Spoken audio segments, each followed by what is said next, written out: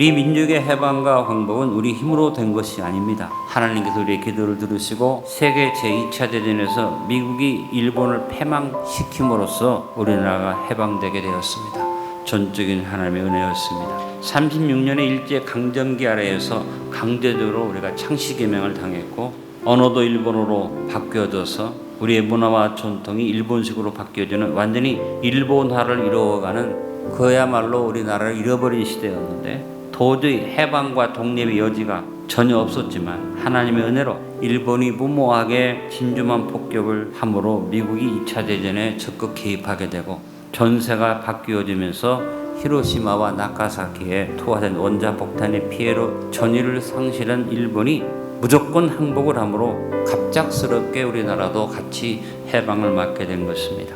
그 해방 후에 77년이 지났습니다. 정말 하나님의 은혜 가운데 우리나라가 여기까지 왔지만 안타까운 것은 아직도 남북이 나뉘어져서 우리 형제가 서로 가슴에 총구리를 겨누고 있는 가슴 아픈 현실입니다. 더욱이 북한은 각종 무기들을 만들고 미사일을 개발하고 심지어는 핵무기를 만들어서 우리를 위협만 하는 게 아니라 전 세계를 위협하고 협박하고 있습니다. 그럼에도 불구하고 우리 대한민국은 아직도 당파 싸움이 멈추지 않고 있습니다.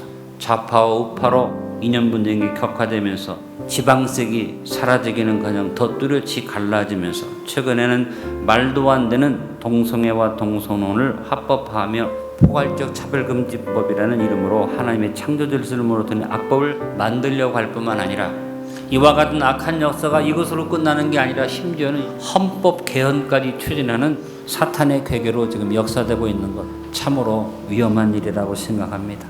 하나님의 은혜 때문에 기적적인 경제 성장을 이루었습니다. 대한민국 백성들이 하나님의 은혜와 축복에 대해서 부인할 수 없는 축복인데도 불구하고 감사를 모르고 그러면서 점점 더 물질 문명에 취해서 흥청망청하고 교만의 바벨탑, 음란의 바벨탑, 분열과 다툼의 바벨탑을 계속 쌓아가고 있습니다.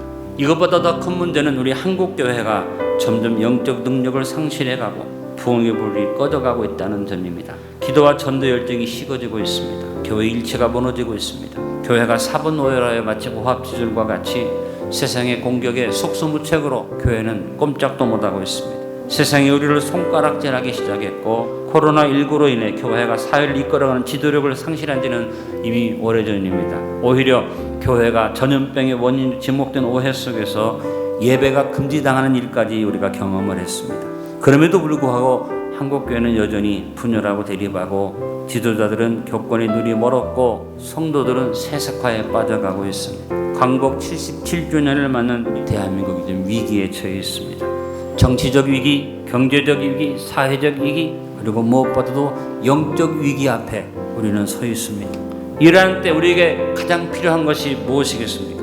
바로 오늘 본문의 말씀처럼 예수님께서 6월절 만찬자리에서 선생님이시지만 스스로 낮아지셔서 제자들의 발을 씻겨주시는 본을 보여주신 섬김의 삶이 오늘 우리 대한민국과 한국교회 우리 교회에 필요한 아름다운 삶의 모습이라고 믿습니다.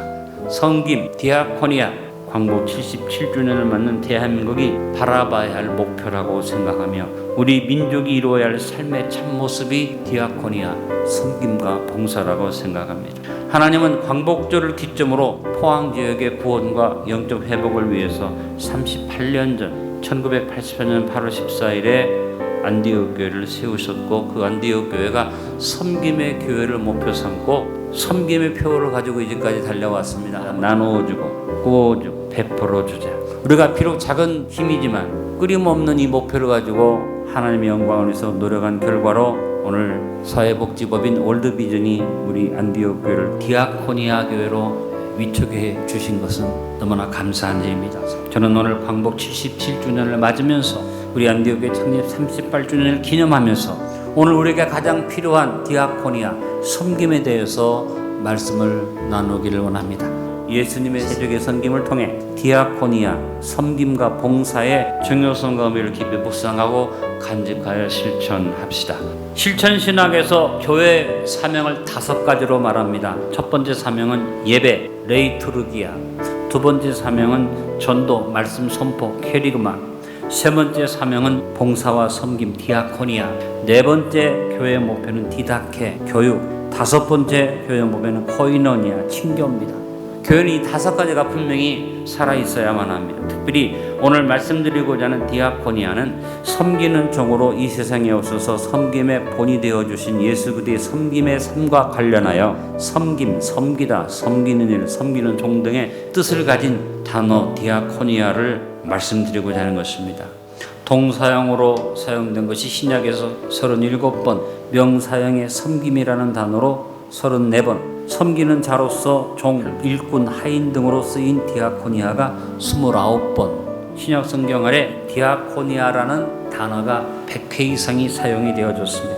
그동안 한국교회에서는 디아코니아라는 말을 섬기는 종으로 오신 예수님의 섬김의 정신을 필요로 해서 이 세상을 섬긴다는 의미로 기독교 사회봉사, 교회 사회봉사, 사회선교, 사회복지 등 사업에 디아코니아라는 단어를 대표적으로 사용을 해왔습니다.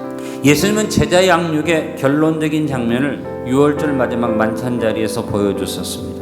예수님이 제자들과 나누었던 6월절 마지막 만찬에 대해서 마태복음 26장 26절로 30절에, 마가복음 14장 22절로 26절에, 누가복음 22장 14절 20절에 기록했고, 바울이 고린도전서 11장 23절로 25절에서 성찬에 대한 규례를 정확하게 정해 주었습니다. 그래서 성찬의 명령은 예수님의 사역의 결론이 되고 제자들을 향한 교육과 양육의 핵심이 바로 성찬의 교훈입니다.